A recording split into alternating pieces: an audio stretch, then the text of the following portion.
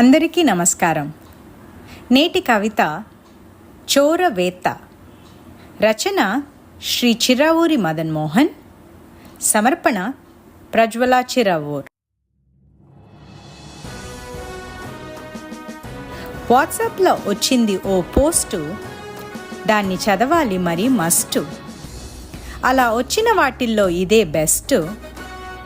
దీన్ని ఏం చెయ్యాలి నెక్స్ట్? పోస్ట్ వచ్చింది ఆంగ్లంలో. ఓ బుద్ధి పెరిగిన పంతులమ్మ పిల్లల్ని దొంగల మీద ఓ వ్యాసం రాయమంటే 7వ క్లాసు బుద్ధి ప్రకాష్ రాసిన ఓ రీసెర్చ్ డాక్యుమెంట్ ఇది. స్ఫురణ ప్రేరణ అనే డొంక తిరుగుడు మాటలనక కాపీ కొట్టాను అని చక్కగా ఒప్పుకుంటాను.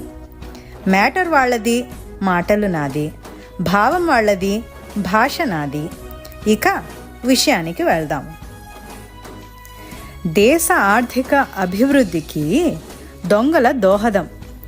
లాకులు, లాకర్లు, బీర్వాల కంపెనీకి లాభాలు, దానిలో పనిచేసే కార్మికులకు జీతాలు, ఇంటి కిటికీ తలుపులకు గ్రిల్లు తయారీ, గడియలు, వాటికి తాళాలు, తాళాల వృత్తి, దాని అభివృద్ధి, ఇంటి చుట్టూ ప్రహరీ గోడలు, గేట్లు, 24 గంటల కాపలాదారులు, వారి జీతాలు, వారి యూనిఫారాలు, వాటి తయారీ వల్ల ఉద్యోగాలు,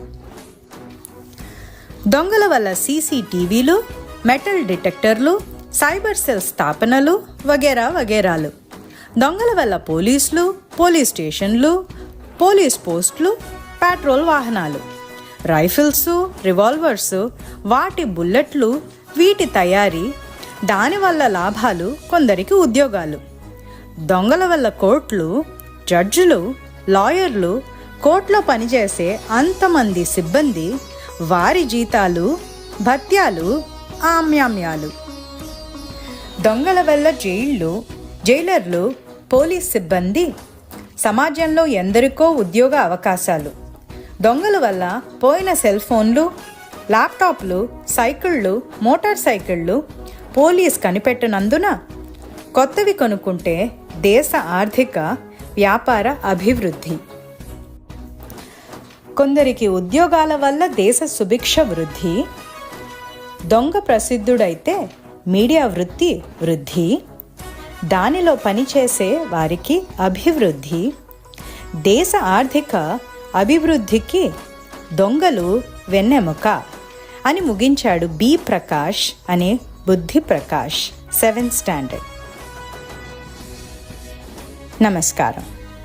చోరవేత్త. రచన శ్రీ చిరావూరి మదన్ మోహన్. సమర్పణ ప్రజ్వల చిరావూర్.